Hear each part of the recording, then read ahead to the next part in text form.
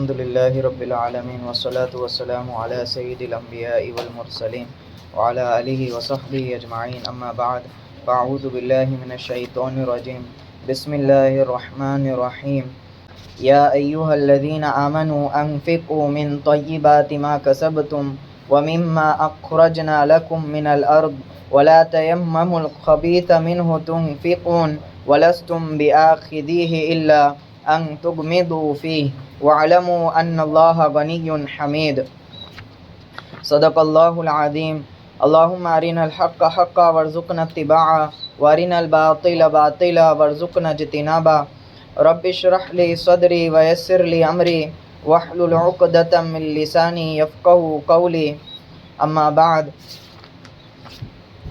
گزشتہ رکوع میں خرچ کرنے کے تعلق سے مستقل احکامات اور رہنمائی بیان کی گئی تھی کہ خرچ کس نیت سے کیا جائے اور صحیح طریقے سے خرچ کرنے پر کتنی برکت ہوتی ہے ثواب کے حاصل کرنے میں، اور غلط طریق پر وہ خرچ کرنا ضائع ہو جاتا ہے اور ضرورت کے وقت کام نہیں آتا۔ تو پچھلی آیتوں میں نیت میں خلوص ہونے کی شرط بیان کی گئی تھی۔ یہاں سے 6-7 آیتیں ہیں۔ یہاں پر منفق علیہ یعنی جو خرچ کیا جا رہا ہے وہ بھی پاکیزہ اور طیب مال ہونا چاہیے، اس طرف اشارہ ہے۔ چنانچہ اللہ تعالیٰ فرماتے ہیں یا ایھا الذین آمنوا، اے ایمان والو، انفقوا خرچ کرو، من طیبات ما کسبتم اس میں سے جو عمدہ چیزیں ہیں تم کماتے ہو، من طیبات ما کسبتم ومما اخرجنا لکم من الارض اور اس میں سے بھی جو ہم نے تمہارے لیے زمین سے نکالی ہے، ولا تیمموا الخبیث منہ اور خراب چیز کا قصد بھی نہ کرو کہ اس میں سے خرچ کرو گے، وَلَسْتُمْ بِآخِذِيهِ إِلَّا أَن تُغْمِضُوا فِيهِ حالانکہ تم خود بھی اس کے لینے والے نہیں ہو بجز اس صورت کے کہ چشم پوشی ہی کر جاؤ۔ وَاعْلَمُوا أَنَّ اللَّهَ غَنِيٌّ حَمِيدٌ اور جانے رہو کہ اللہ بے نیاز ہے اور تمام تعریف کے لائق ہے۔ چنانچہ یہاں پہ اللہ تعالیٰ فرما رہے ہیں کہ خرچ کرنا تو ہے لیکن کیا خرچ کرنا ہے اس تعلق سے رہنمائی ہے۔ تو فرماتے کہ من طیبات ما کسبتم جو کچھ بھی تم کماؤ اس میں سے عمدہ چیز کو خرچ کرو، من طیبات ما کسبتم ومما اخرجنا لکم من الارض اسی طرح جو کچھ ہم نے تمہارے لیے زمین سے نکالا یعنی تمہاری کھیتی وغیرہ جو تم کو حاصل ہوتی ہے اس میں سے خرچ کرو۔ تو عمدہ مال کے خرچ کرنے پر یہاں پر ترغیب دی جا رہی ہے کہ مال خرچ کرنے میں اعلیٰ مال اور عمدہ مال کو انتخاب کیا جائے۔ آگے فرماتے ہیں وَلَا تَيَمَّمُوا الْخَبِيثَ مِنْهُ اور مال میں سے ردی مال کا ارادہ مت کرو خرچ کرنے میں، یعنی جو کچھ تم نے مال کمایا ہے اس میں سے جو سب سے نچلے درجے کا ورسٹ کوالٹی کا جو مال ہے اس کا ارادہ کر کے صرف اس کو ہی خرچ مت کرو، وَلَسْتُمْ بِآخِذِيهِ جبکہ تم خود اس چیز کو لینے والے نہیں ہو، یعنی اتنی ردی چیز کو آپ خرچ کر رہے ہو کہ اگر وہ آپ کو ضرورت کے وقت دی جائے یا آپ اس کو پیسے سے خریدے تو آپ خود وہ چیز کو کبھی نہ لو، إِلَّا أَن تُغْمِضُوا فِيهِ بجز اس صورت کے کہ چشم پوشی ہی کر جاؤ۔ ہاں یہاں تک کہ اگر کوئی آپ کو غفلت میں دے دے وہ آپ غافل ہو کہ کیا دے رہا ہے یا آپ نے درگزر کر کے لے لیا تو الگ بات ہے۔ تو اس بات کا یہاں پر ذکر ہے کہ عمدہ مال کو خرچ کیا جائے۔ تو فرماتے صحابی وقت نزلت فی الانصار عن البراء بن عازب کہ براء بن عازب کہتے ہیں کہ انصار کے تعلق سے آیت نازل ہوئی کہ ہم انصار کا جو معاشرہ تھا وہ کھجور کی کھیتی کرنے والا معاشرہ تھا۔ تو کوئی شخص آتا اور کیا کرتا، کھجور کا ایک خوشہ یا ڈالی وہ مسجد میں معلق کر دیتا، لٹکا دیتا، اب جس کے پاس کوئی کھانا وغیرہ نہیں ہوتا یا بھوک ہوتی تو وہ اس کھوشے کے پاس آ کے کیا کرتا؟ کھجور لیتا. اور ہم میں سے کچھ ایسے ہوتے ہیں جو اس کا ارادہ نہیں کرتے خیر کا، یعنی جو ہے ادنا قسم کی کھجور کیا کرتے تھے؟ ٹانگ دیتے تھے. تو فنزلت، تو یہ آیت نازل ہوئی. تو اس آیت میں حکم یہی دیا جا رہا ہے کہ جس آدمی کے پاس مال ہو دونوں قسم کا، عمدہ مال بھی ہو اور کیا ہے ادنا مال بھی ہو، تو اس کو چاہیے کہ اللہ کے لیے کون سا مال خرچ کرے؟ عمدہ قسم کا مال خرچ کرے. ہاں کسی کے پاس مال جو ہے وہ صرف ادنا قسم کا ہے تو وہ خرچ کرے گا تو وہ قبول کیا جائے گا. لیکن جس کے پاس دونوں قسم کا مال ہے اس کو ترغیب دی جا رہی ہے کہ بھائی عمدہ قسم کے مال کو خرچ کرو. اسی کے تعلق سے اللہ تعالیٰ فرما رہے کہ وَعْلَمُوا أَنَّ اللَّهَ غَنِيٌّ، اچھی طرح سمجھ لو کہ اللہ تعالیٰ غنی ہے، بے نیاز ہے. ردی قسم کا مال کب دیا جاتا ہے؟ کہ جب کہ سامنے والے کو ضرورت ہو، سامنے والے کو، اور اس کی ضرورت کو ہم بیس بنا کر اس کو کیا دے دیتے ہیں. تو یہاں پہ اللہ تعالیٰ سمجھا رہے کہ دیکھو اللہ تعالیٰ غنی ہے، تمہارے مال کی کوئی ضرورت نہیں ہے. حمیدون، اور ساری تعریف کا مالک ہے، ساری طرح کی خوبی کا کیا ہے. تو اس کی شایان شان تو یہ تھی کہ تم اپنا سب سے عمدہ مال کیا کرتے اس کے راستے میں خرچ کرتے. تو اسی تعلق سے اس کو فرمایا. چوتھے پارے میں آتا ہے لن تنالوا البر حتى تنفقوا مما تحبون، تم نیکی کے اعلیٰ درجے تک ہرگز نہیں پہنچ سکتے. لن تنالوا البر حتى تنفقوا ما تحبون، یہاں تک کہ تمہاری سب سے پسندیدہ چیز کو تم خرچ نہ کر دو. یہ آیت نازل ہونی تھی کہ ایک صحابی جن کے پاس ایک عمدہ باغ تھا، A1 پراپرٹی تھی، فوراً اس باغ کو لے کر آ کے آپ وسلم کی خدمت میں انہوں نے صدقہ کر دیا تاکہ اس آیت کے تحت اللہ کے تئیں ان کی محبت کو ثابت کر سکے کہ اللہ سے زیادہ مرغوب مجھے کوئی چیز نہیں ہے. تو خرچ کرنے میں خیال رکھو کہ پاکیزہ اور عمدہ قسم کے مال کو خرچ کرو. اسی طرح یہاں پر ایک مسئلہ آتا ہے زمین سے نکلنے والی چیزوں کو خرچ کرنا. تو زمین سے نکلنے والی چیزیں جو ہوتی ہے یعنی کھیتی وغیرہ جو کرتے ہیں یا اسی طرح باغیچہ وغیرہ جن کا ہے، تو ان کے لیے یہ مسئلہ بیان کیا ہے کہ زمین سے نکلنے والی پیداوار ہوتی ہے اس میں سے بھی خرچ کرنا کیا ہے ضروری ہے. زمین کی دو قسم ہوتی ہے، ایک عشری ہوتی ہے، ایک خراجی ہوتی ہے. مختصراً یہ کہ عشری زمین کسے کہتے ہیں؟ جو کسی بادشاہ نے تسلط کرنے کے بعد وہ زمین نسل در نسل مسلمانوں کی ہی پراپرٹی رہی ہو تو وہ زمین کیا کہلائے گی؟ عشری. تو اس میں آپ کو عشر ادا کرنا ہے. اور جو بیچ میں اگر کسی غیر مسلم نے اس کو خرید لیا ہو تو وہ خراجی ہو گئے، تو اس میں آپ کو خراج ادا کرنا ہے. تو عشری زمین کا ضابطہ یہ ہے کہ اس کی جو پیداوار ہوگی اس میں سے آپ کو 10واں حصہ کیا کرنا ہے؟ صدقہ کرنا ہے. اور اگر اس میں آپ نے موٹر وغیرہ سے پانی چڑھایا ہو، بارش کے پانی سے اس کو نہیں کیا ہے، تو پھر 20واں حصہ اس کی پیداوار کا آپ کو اللہ کے راستے میں دینا ہے، واجب ہے. تو یہ چیز جو ہے عشری یعنی جو کھیتی وغیرہ کرتے ہیں ان کے تعلق سے یہاں پہ بیان کی کہ جو کچھ پیدا ہو جائے اس میں سے عشر نکالنا ضروری ہے. زکوٰۃ اور عشر میں کیا فرق ہے؟ زکوٰۃ میں فرق یہ ہے کہ سونا چاندی اس پر سال گزرنے کے بعد آپ پر کیا ہوتی ہے؟ زکوٰۃ. لیکن عشر کا معاملہ ایسا ہے کہ پیداوار جیسی آپ کو حاصل ہو جائے گی، پروڈکشن جیسی آپ کے غلہ وغیرہ ہاتھ لگ جائے فوراً اس وقت آپ کو نکالنا ضروری ہو جائے گا، سال گزرنے کی قید. اسی طرح عشر میں کمی زیادتی کی کیا ہے کہ سونا چاندی جو ہے وہ ایک نصاب کے بقدر ہوتا ہے، لیکن عشر میں اس طرح کی کوئی قید، جتنی بھی پیداوار ہوگی اس میں سے آپ کو اتنا 10واں حصہ نکالنا پڑے گا. تو یہ اللہ تعالیٰ کے راستے میں کون سا مال خرچ کیا جائے اس تعلق سے طیبات ہی، یہ عمدہ مال جو تم کماتے ہو، تو اپنی کمائی سے مال خرچ کرنا، طیب مال وہ یہاں پر مراد ہے. اب آدمی کیوں نہیں خرچ کرتا ہے، یہاں پر اس کی وجہ بیان کی اگلی آیتوں میں، الشیطان یعیدکم الفقر ویامرکم بالفحشاء، یعنی جو تم لوگ خرچ نہیں کرتے ہو، ہاں اس کی وجہ کیا ہے؟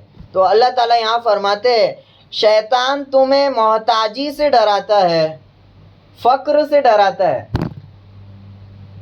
یہاں پہ مطلقاً کہا تم سب کو فقر سے ڈراتا ہے، ایسا نہیں کہا تم میں سے غریب لوگوں کو فقر سے ڈراتا ہے، مطلقاً کہا کہ شیطان تمہیں فقر سے ڈراتا ہے۔ اور یہ آدمی کی طبیعت ہے، ہم سب مشاہدہ کر رہے ہیں۔ کوئی 10,000 کمانے والا ہے، اس کو بھی کس کا خوف ہے؟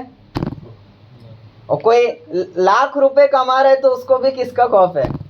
کم نہ پڑ جائے، کم نہ پڑ جائے، اور جمع کر لو، اور جمع کر لو۔ تو شیطان کا یہ ہیلا ہے، کبھی آدمی ہر وقت آدمی کو فقر سے ڈراتا ہے کہ تیری ضرورتیں کیا ہے، بہت زیادہ ہے اور آمدنی بہت، تو کہاں اللہ کے راستے میں دے رہا ہے۔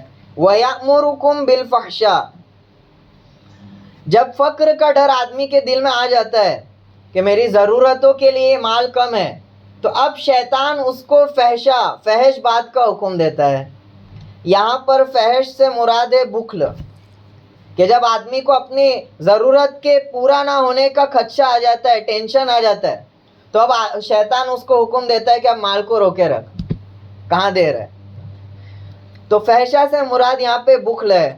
پورے قرآن میں جہاں پہ کہیں بھی فحشہ ہے وہاں پر بے حیائی مراد ہے، یا اسی طرح سے نافرمانی اللہ تعالیٰ کی، اس کا حکم دیتا ہے۔ یہاں پر بخل مراد ہے۔ آپ اس پر بہت زیادہ اگر غور فکر کریں، یہ میرا نقطہ ہے، غالباً اللہ سے امید ہے کہ درست ہے، کہ فحشہ یہاں پر بے حیائی کے معنی میں لوگے تب بھی صحیح آئے گا۔ بخل اور بے حیائی میں ایک ریلیشن ہے، جو ظاہراً تو ایسا لگتا ہے دونوں میں کوئی ریلیشن، لیکن دونوں میں بہت بڑا ریلیشن ہے۔ بخل آدمی کیوں کرتا ہے؟ بخل آدمی وہ آدمی کرتا ہے جو سیلفش ہوتا ہے، مطلب پرست ہوتا ہے، دوسروں کی ضرورتوں کا اس کو کوئی خیال، اپنی جو ضرورت ہے وہ اس کے پیش نظر۔ اسی طرح جو آدمی بے حیا ہوتا ہے وہ بھی کیا ہوتا ہے؟ اپنی شہوت اور نفسانی خواہشات کو پوری کرنا اس کے دماغ میں کیا ہوتا ہے؟ مقصد ہوتا ہے۔ وہ یہ نہیں سوچتا اس کے لیے دوسروں کو فائدہ ہو یا۔ تو جس طرح بخل آدمی کو کیا کر دیتا ہے؟ موریلٹی کے لیول سے گرا دیتا ہے، وہ دوسروں کی ضرورت وغیرہ اس کو کسی چیز کا احساس نہیں ہوتا، ہمدردی کسی سے نہیں ہوتی۔ اسی طرح بے حیا آدمی کے بھی اندر کوئی ہمدردی نہیں ہوتی۔ تو اس طرح شیطان کیا کرتا ہے؟ تم کو پہلے تو فقر سے ڈرائے گا، وَيَأْمُرُكُمْ بِالْفَحْشَاءِ، اور پھر بخل کا حکم دے گا، یا تو یہ دوسرا والا معنی آپ لے لو عموم والا، کہ بے حیائی کا حکم دے گا۔ تو اس پر غور فکر آپ کریں گے موجودہ حالات کے تناسب سے، تو دیکھیں گے کہ پورا جو عربستان ہے، کیا وجہ ہو گئی کہ اس سے پہلے ان پر اتنی توانگری کبھی نازل نہیں ہوئی، اتنی وسعت کبھی نازل نہیں ہوئی، لیکن کبھی انہوں نے اپنے مذہب سے کیا کیا؟ اس قدر جو ہے غفلت نہیں بڑھتی، ہر وقت اپنے مذہب پر۔ اور موجودہ صورتحال میں سب سے زیادہ توانگری کیا ہے؟ سب سے زیادہ دولت اللہ تعالیٰ نے اس زمانے میں ان کو دی، لیکن اس دولت نے ان کو اپنے مذہب سے کیا کر دیا؟ دور کر دیا۔ اس کی وجہ یہ ہے کہ فقر کا خوف ہے۔ کیا ہے؟ کہ ہمارا جو ہے یہ کم ہو جائے گا اور ہماری جو ضرورتیں پوری نہیں ہوگی، تو وہ آدمی کو پھر حلال کی باؤنڈری سے باہر نکال دیتا ہے۔ چلو پھر نارملائز کرتے ہیں، اٹریکٹیو بناتے چیزوں کو، ٹورسٹ پلیس بناتے۔ تو اسی طرح شیطان گناہوں کی طرف لے جاتا ہے کہ پہلے فقر کا خوف دلاتا ہے، ایک بار فقر کا خوف آ گیا تو حلال اور حرام کی کوئی تمیز، پھر آدمی اپنی کمپنی کو بچانے کے لیے کسی بھی حد تک چلا جاتا ہے۔ تو اللہ تعالیٰ فرما رہے کہ یہ تو شیطان کا معاملہ ہے، وہ تمہیں فقر سے ڈرائے گا اور بعد میں کس کا حکم دے گا؟ بخل کا، بے حیائی کا۔ اب اللہ تعالیٰ کا وعدہ بھی سن لو، واللہ یعیدکم مغفرۃ منہ وفضلا، اور اللہ تم سے اپنی طرف سے مغفرت کا اور فضل کا وعدہ کرتا ہے۔ شیطان تو خرچ کرنے پر ڈرا رہا ہے کہ بھائی تیری ضرورت کیسے پوری ہوگی. اللہ تعالیٰ کیا کر رہے؟ وعدہ کر رہے اپنی طرف سے مغفرت دینے کا کہ تم خرچ کر لو، اس کے عوض کیا ہو جائے گا؟ تمہاری مغفرت ہو جائے گی. وَفَضْلًا، اور مزید مال تمہیں عوض میں دیا جائے گا، دنیا میں بھی اور آخرت میں بھی. تو جو آدمی روکتا ہے وہ کس کے وعدے کو پورا کر رہا ہے، نبھا رہا ہے؟ وہ شیطان کے. اور جو آدمی خرچ کرتا ہے وہ کس کے وعدے کو پورا کر رہا ہے؟ تو ہم احتساب کر لے، جب ہم مال روکے یا اللہ کے راستے میں خرچ کرنے سے روکے تو سمجھ لے کہ ہم شیطان کی اتباع کر. تو اللہ تعالیٰ صریح جو ہے یہاں پر اعلان کر رہا ہے کہ اللہ تم سے وعدہ کرتا ہے مغفرۃ منہ، جو کچھ تم خرچ کرو گے اس پر تمہاری مغفرت کرنے کا، وفضلا، اور زیادتی کا. یہاں پہ آخرت میں زیادتی مراد نہیں ہے، یہ دنیا میں بھی اللہ تعالیٰ تم کو کیا کرے گا؟ جتنا خرچ کیا ہے اس سے زیادہ عطا کرے گا، اور آخرت میں اس کی برکت کو کیا کرے گا؟ ظاہر کرے گا، جیسا کہ پچھلی آیتوں میں گزرا. واللہ واسع، اللہ تعالیٰ بڑا وسعت والا ہے، اس کے پاس کوئی کمی نہیں ہے کہ تمہیں زیادہ دینے سے رک جائے، بڑے وسعت والا ہے. علیم، اور بڑی جاننے والی ذات ہے، ہر چیز کو وہ جانتا ہے کہ کون کس چیز سے رک رہا ہے، کس وجہ سے. یؤتی الحکمت من یشاء، وہ جسے چاہے حکمت عطا کرتا ہے. ومن یؤت الحکمت فقد اوتی خیرا کثیرا، اور جسے حکمت عطا ہو گئی اسے یقیناً بہت بڑی خیر مل گئی. یہاں پر حکمت کے تعلق سے آیت نازل ہوئی ہے. حکمت کیا ہے؟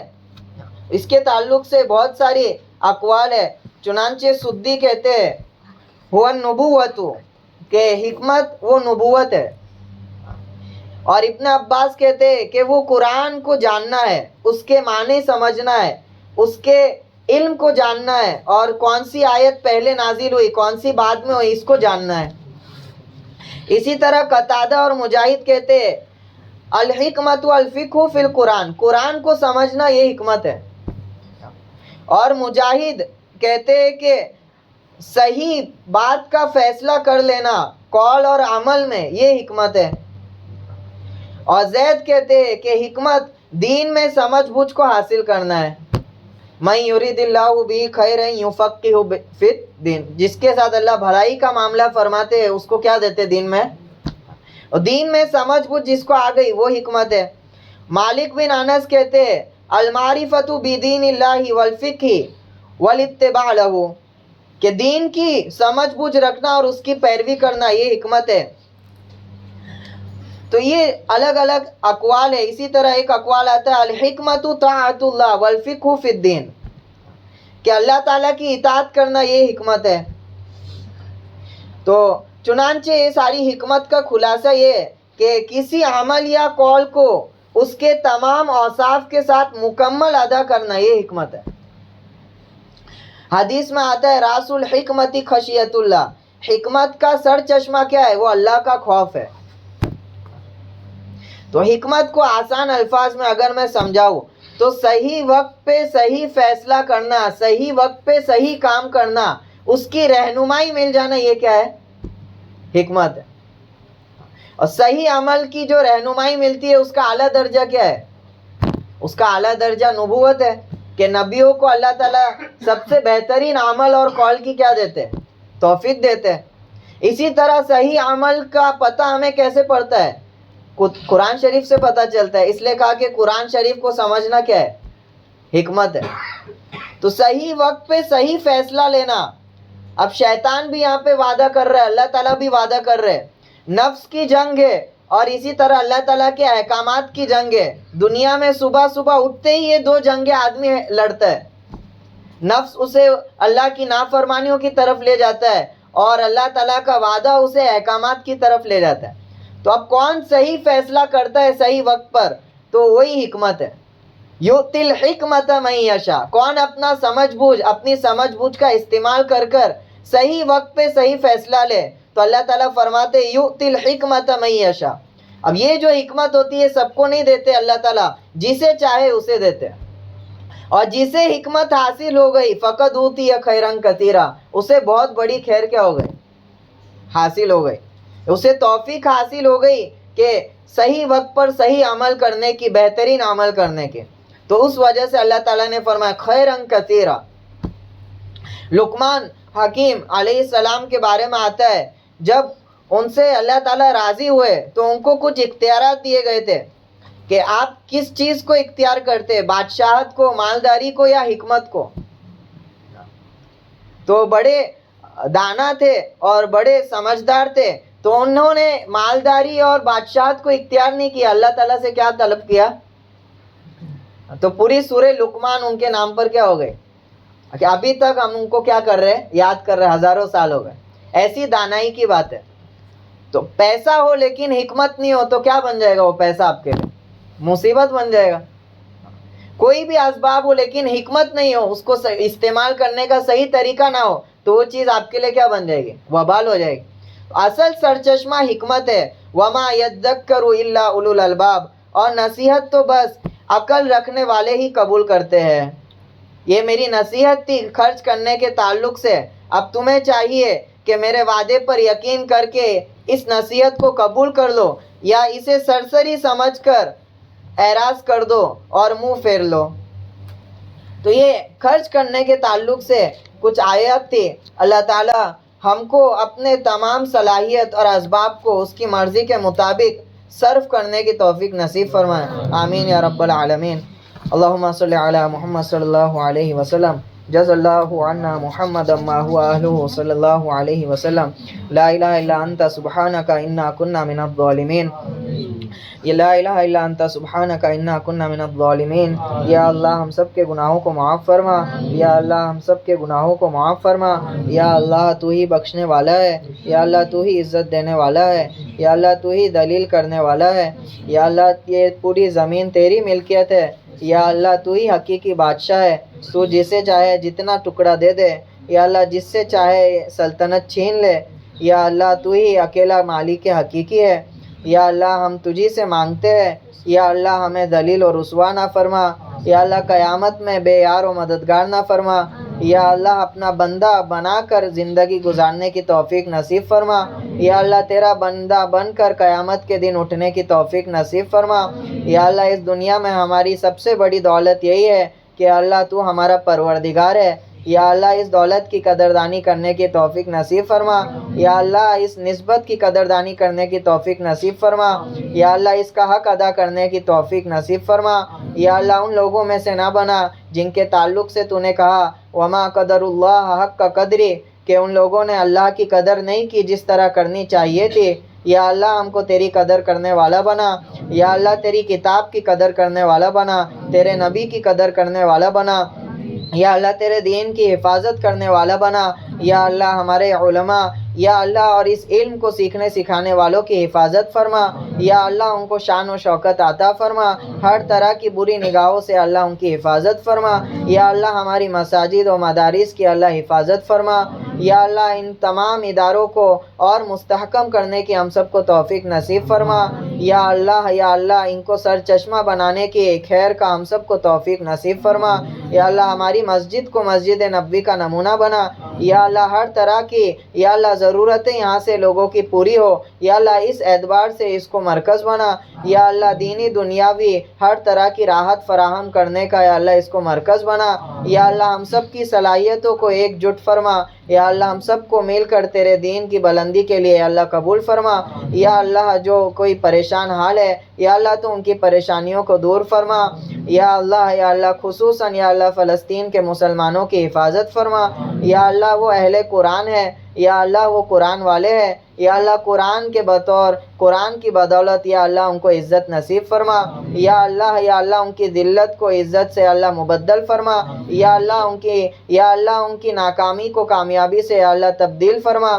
یا اللہ ان کی شکست کو یا اللہ ان کی فتح سے اللہ تبدیل فرما. یا اللہ امت کو یا اللہ ان کے بطور یا اللہ عزت و شوکت دوبارہ عطا فرما. یا اللہ ظالموں کو ذلیل و خوار فرما. ان کی تدبیروں کو ناکام فرما. ان کے ارادوں کو پاش فرما. یا اللہ ان کو قیامت تک کے لیے عبرت کا نشاں بنا. یا اللہ ہم نے مختصر مانگا ہے. یا اللہ ہم کو بہت ساری چیزوں کی ضرورت ہے. یا اللہ تو ہم پر رحم فرما. یا اللہ رحمت کی نگاہ ہم پر یا اللہ عطا فرما. ہماری دعاؤں کو اے اللہ قبول فرما. اللہم آمین یا رب العالمین. سبحان ربک رب العزت عما یصفون وسلام علی المرسلین والحمد للہ رب العالمین.